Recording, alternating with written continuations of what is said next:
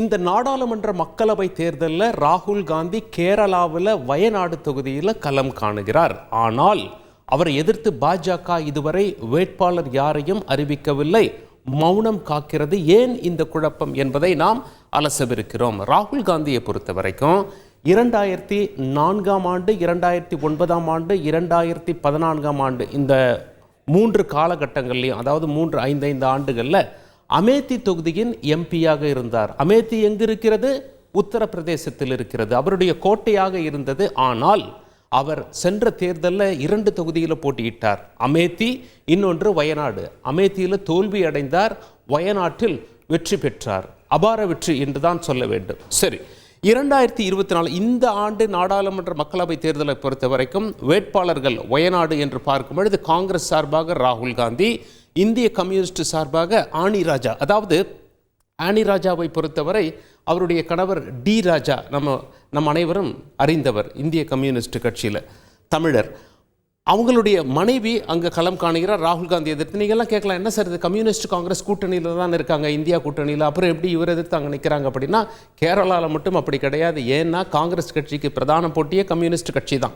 இதுபோல் ஆம் ஆத்மி இந்தியா கூட்டணியில் இருந்தாலும் பஞ்சாபில் பிரதான போட்டி என்பது காங்கிரஸுக்கும் ஆம் ஆத்மிக்கும் தான். அதனால் அங்கே இந்தியா கூட்டணி இல்லை. இந்த மாதிரி 2 மாநிலம் மட்டும் கொஞ்சம் மாறுபட்டு இருக்கும். சரி, பாஜக வேட்பாளரை இன்னும் களத்தில் நிறுத்தவில்லை.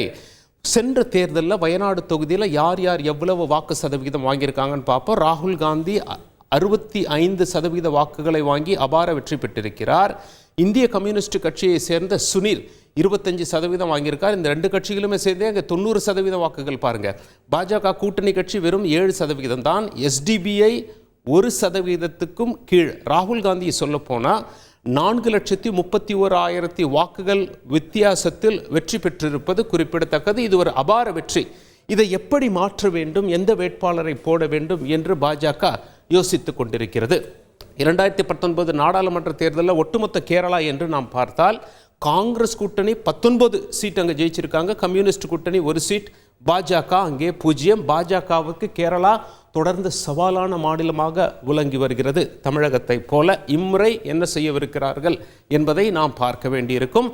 கேரளாவில் வாக்குப்பதிவு ஏப்ரல் 26ஆம் தேதி, நம் தமிழகத்தில் வாக்குப்பதிவு அடுத்த மாதம் 19ஆம் தேதி முதல் கட்டத்திலேயே தமிழகத்தில் நடந்து முடிகிறது.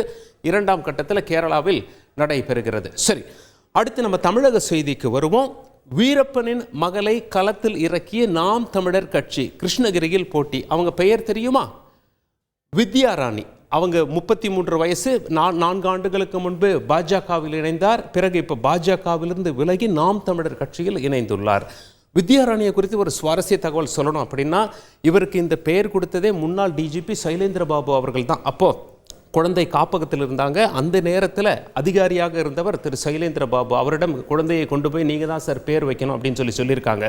அப்போ அவருக்கு ஞாபகம் வந்திருக்கு. வீரப்பன் ஒருமுறை அவருக்கு கடிதம் எழுதியிருக்கார், நான் காட்டுக்கு ராஜா அப்படின்னு சொல்லி. உடனே அவர் ராணி என்ற பெயரை தேர்வு செய்தார். வித்யா ராணி என்றால் கல்வியில் ராணியாக இருக்க வேண்டும் இந்த குழந்தை என்று பெயர் சூட்டினார். சென்ற முறை நாடாளுமன்ற தேர்தலில் யார் போட்டியிட்டு எவ்வளவு சதவிகிதம் பாருங்கள். நம்ம சொன்ன மாதிரி சிட்டிங் எம்பியான செல்லக்குமார் 53% வாக்குகள் பெற்று வெற்றி பெற்றார்.